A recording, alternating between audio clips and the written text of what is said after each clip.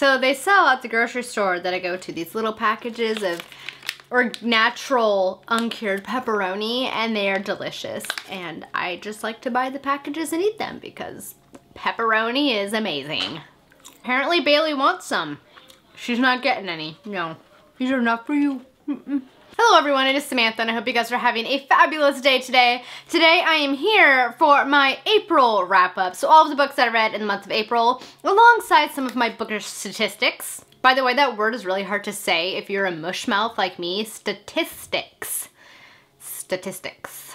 Statistics. One too many S's. So yes, as I was saying, I am here to share with you guys the books that I read in April, which was 6, which is great. Since March, I've been having really great reading months. I've been reading a lot more than I have been for like the past year or so, so it's been pretty great. So first we're going to start this video off with some of my bookish statistics from my reading month. First off, I ended up reading 2,261 pages, which averages to about 75 pages a day. About 377 pages a book, that was the average for the length of the books that I read. In terms of genre, 16% was nonfiction, 16% was historical fiction, and the rest were, of course, fantasy. In terms of format, 50% were hardcover, 33% were trade paperbacks, and the remainder was mass market paperbacks. In terms of book length, 33% were between 400 and 500 pages, and the rest were between 300 and 400 pages, so definitely books on the smaller side this month. In terms of star ratings, 50% were 4 stars, 33% were 5 stars, and the remainder were 3-star books. In terms of acquisitions this month, I acquired 9 books, and in terms of where I acquired those books, 44% came from publishers, 33% I purchased myself from Amazon, 11% was gifted, and 11% I purchased from Book Depository. So quite a range from where I acquired these books. So that kind of wraps it up for all of my bookish statistics, and now I will launch into the books that I read and all of my thoughts. So the first 2 books that I finished in April were 2 books that actually started in March, but I did not finish until April because I'd only gotten about halfway through. The first one of those was Dragonsbane by Barbara Hambly. This book follows Gareth, who is a young man who traveled to the Winterlands to find John Aberson and his partner Jenny, who are the only 2 known people who have ever killed the dragon. Because currently there's a black dragon terrorizing the people in the kingdom that Gareth hails from. So he ends up bringing John and Jenny back with him, and together the 3 of them have to face this dragon. However, what they end up encountering is not quite what they were expecting. There's more to dragons than they first suspected, and there is a woman who seems to be influencing the king in a very manipulative and evil way. This book is a classic 1980s fantasy and is also, according to Thomas, who gifted this to me, one of Robin Hobb's influencers in her writing. And I have to say I really enjoyed the story. It was a quick read, it was a lot of fun. It features dragons and the story was pretty unique, so I definitely had a lot of fun while I was reading this one. I really enjoyed the writing. The writing was fast-paced, it was easy to follow. It was a little bit slow in the beginning. That was probably one of my biggest complaints with the story, was that it was a little bit slow to kind of pick up. I was expecting things to kind of happen a little bit quicker than they did. So the pacing was definitely a little bit off in the story, but the story was definitely unique and it was one that I definitely enjoyed. So my overall rating for this book was 4 out of 5 stars. I gave the writing 4 out of 5 stars. I gave the world building 3.5 out of 5 stars. I would have liked to see a little bit more world building and context for this world, but this is the first book in a series and I expect that you will get that in the future books. I gave the characters 4 out of 5 stars. I gave the plot 4.5 out of 5 stars, and I gave the pacing a 3.5 out of 5 stars for an overall rating of 4 stars. It was definitely a solid start to a series and one that I'm definitely looking forward to continuing on, since Thomas very kindly gifted me the whole series. This is something that I can get read over the next few months. I also want to share my Bookly statistics in this video as well. Bookly is a really fantastic app where you can basically track your reading speed. So you hit start when you start to read your book, and you hit stop and enter the number of pages that you read, and it's pretty great. It kind of shows what your reading speed is and how long it takes you to finish a book, and a bunch of other really exciting features. They did also just recently go to a subscription-based model, so they do have like a monthly and yearly fee you have to pay. I lucked out because I bought Pro when they were still new,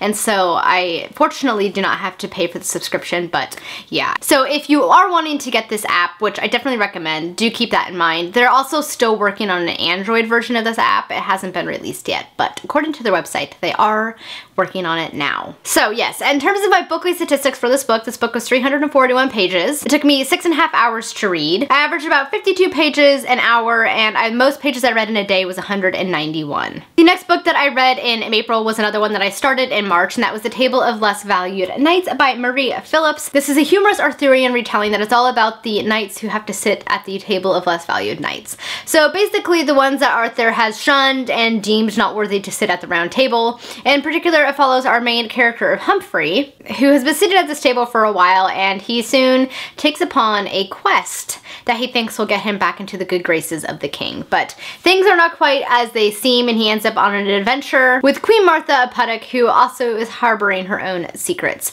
So this story I was expecting a lot from. It was definitely humorous, and I really enjoyed the first half, but the story kind of devolved from there.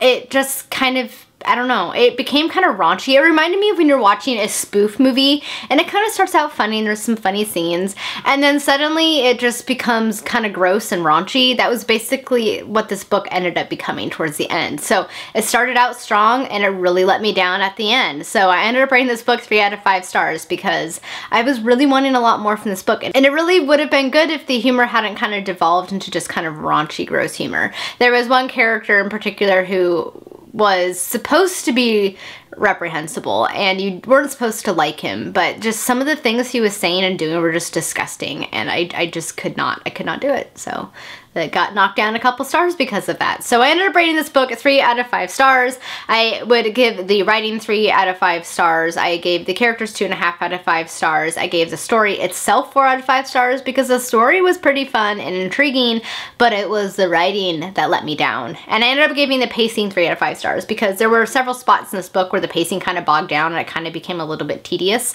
So that also did not help it at all. So yeah, I ended up rating this book 3 out of 5 stars. It was definitely a little bit disappointing in the end. In terms of the Bookly statistics, this book was 308 pages. I read it in 4.5 hours with an average reading speed of 67 pages an hour, and the most pages that I read in a day was 104. So it was a fairly quick read, but it just ended up not being as enjoyable as I was hoping. The next book that I finished in April was one of my favorites from the month, and that was The Girl in the Tower by Katherine Arden. Guys, I just love this series so much. I cannot wait for book 3. It comes out in August. I did request it from the publisher, and fingers crossed that I'll get it because I need it. I need it now. But basically this is a continuation of the series of which Bear and the Nightingale is the first book. So it follows our main character Vasilisa, and as you guys may know if you've read Bear and the Nightingale or saw my video from last month on my wrap-up, she's a very strong-willed and independent young woman. This book takes place in medieval Russia, so of course that is quite unheard of for the time period. And she also has the ability to see fae creatures. So this book features the fae, and it features magic, and it features a Russian setting, and I basically love everything about this story. And this book was even better than The Bear and the Nightingale, which I have been told, and the people who told me that were very much correct because I immensely enjoyed this book. So good. So it goes without saying that I ended up rating this book 5 out of 5 stars. I gave the pacing 5 out of 5 stars. Excellent pacing. It was pretty fast paced. Kept me on the edge of my seat. This is actually probably the fastest book I've read all year. So that's saying something because I'm not as fast as I used to be. I gave the writing 4.5 out of 5 stars. I gave the characters 5 out of 5 stars. And I gave the plot 5 out of 5 stars. And the world building 4.5 out of 5 stars. For an overall rating of 5 stars. I love this book so much. In terms of my Bookly statistics, this book is 346 pages. I read it in about 6 hours for a reading speed of 55 pages an hour. And then the most pages that I read in a day was 161. So I definitely just completely swallowed this book. It was so good. It's definitely one of my favorite series from this year. So the next book that I picked up was one of the BookTube SFF Awards nominees, and that is The Red Sister by Mark Lawrence. I was a little bit apprehensive about going into this book because I had previously read Mark Lawrence's Broken Empire trilogy, and I was not the biggest fan. I did not like his main character. Just everything about it just didn't really sit well with me, but so as such I was a little bit apprehensive going into this one, but I was pleasantly surprised because this series is amazing. It follows our main character of Nona, who is about to be hung for murdering this man. Basically she murdered him because she was protecting her friend who this man was abusing. She's about 9 years old at the time, but she's about ready to be hung until the mother of a convent comes and takes her and brings her to this convent to be raised as one of the sisters. This school teaches young girls who have a certain affinity for magic. And so she ends up being schooled not only in the art of fighting, but also in the art of magic, as well as just basically the art of learning in general, so learning her numbers, her geography, etc. And she basically starts to find her place in this convent. So not only is the story kind of fascinating because Nona kind of harbors a dark past that slowly comes to light as the story progresses, but also has a very, very strong affinity for magic and for fighting. But it's also set in a very fascinating world. This is a world that is basically being kind of quickly consumed by ice.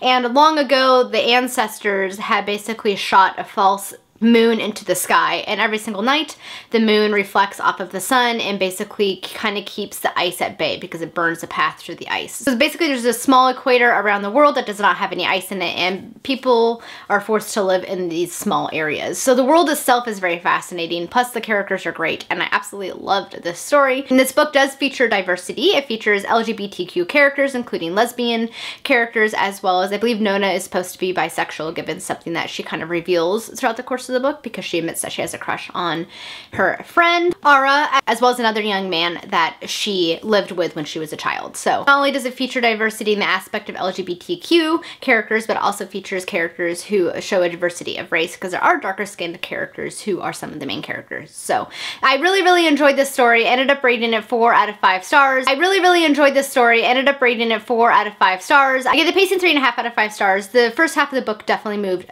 really, really slow. It didn't pick up till about the halfway point, and that was about the point where I realized I love this book, and I just kind of sped all the way to the finish. I gave the writing 4.5 out of 5 stars. It was probably Mark Lawrence's best writing, in my opinion. Of the books of his that I have read, this is the 4th one by him that I have read. I gave the characters 4 out of 5 stars. And I gave the world building 4.5 out of 5 stars for an overall rating of 4 stars. I really, really enjoyed this book a lot. It was definitely one of my favorites from this year. And finally, in terms of my Bookly statistics for this book was 467 pages. I read it in about 10 hours for a reading speed of 45 pages an hour, and the most pages that I read in a day was 261. So that was about the time when I was like, I need to know what is going to happen, and I couldn't put it down. It was so good. And so, of course, because I love Red Sister so much, I immediately had to go over to Amazon and I purchased Grey Sister because I needed to continue with the story. Grey Sister picks up with a bit of a time jump after Red Sister ended, which I kind of hate it when there is such a big gap, because I need to know what happened between, you know, when one ended and the other one started. I don't know why, but time jumps always kind of annoy me. So that was like the one little caveat I had with this book, but I got over it because the story was great and I enjoyed it even more than Red Sister. There was so much that happens in the story that was just amazing and kind of mind-blowing, like, whoa, what is happening here? What is going on? And I loved it even more. So I ended up rating this one 5 out of 5 stars. I gave the writing 4.5 out of 5 stars. I gave the pacing 5 stars. The pacing was like amazing in this book. It moved a lot faster than Red Sister. I gave the characters 4.5 out of 5 stars. The world building 5 out of 5 stars because we got a lot more context for this world. And I gave the plot itself 5 out of 5 stars because it was good, guys. It was good. For an overall rating of 5 stars, this was like my second favorite book from this month. I would have to say Girl in the Tower I liked a little bit more, but not by much. Really enjoyable. My Bookly statistics for this book are as follows. This book was 419 pages and I read it in 7 hours. As you can tell, as I said, the pacing was a lot better in this book, so you can see that I read this one a lot faster than I did the first one. My average reading speed was about 54 pages an hour, and my most read pages in a day was 193, so really, really enjoyable book. I think I read this book in like 3 days too, so Bear and the Nightingale and this one were my 2 quickest reads from this month. The last book that ended up finishing in the month of April was my first nonfiction book from this year, and that is The Sixth Extinction by Elizabeth Kolbert. This was one of the book club books for my work book club. So the book club at work that I kind of lead and host, I decided to do a different genre each month. So in the month of April, it was suggested by one of my coworkers that we focus on books that are about the environment because Earth Day, of course, is in April, and my company is an engineering firm that focuses on sustainability. So I was like, that's a great idea. So we did. And this is one of the books that somebody suggested that won because we all get a vote for which book we want to read. And I was a little bit apprehensive going into this book because I heard it was really depressing because it basically talks about how in the past there were 5 big extinction events, with the dinosaurs being one of the most well known, and that we are currently in the midst of a 6th big extinction. And I heard that it was a bit of a depressing read. One of my coworkers actually said that his friend who used to work in sustainability quit his job because he felt like it was hopeless and he completely switched careers. So I was a little bit apprehensive going into this book because I wasn't quite sure how it would make me feel. Like, I know it was going to be sad, but sometimes it's hard to read stuff like that. But I actually ended up enjoying it a lot more than I thought I would, and it was really, really a fascinating read. I really enjoyed the book because she definitely wrote it from a journalistic point of view, so a lot of emotion was removed, which I know some people might have a hard time with because this is a very emotional topic, but I kind of prefer that because it leaves the reader up to kind of draw their own conclusions and to kind of read about what's going on without having the author's personal emotions involved. So I kind of enjoyed how she wrote this book, but it was definitely it's not, I don't want to say an eye-opener because I already knew a lot of the stuff that has been going on. For example, they're talking about how amphibians are probably going to be the first species to go extinct, and we've already lost many, many frog species because of a certain type of fungus that has spread all around the world, and how the coral reefs will be dead in like the next 50 years.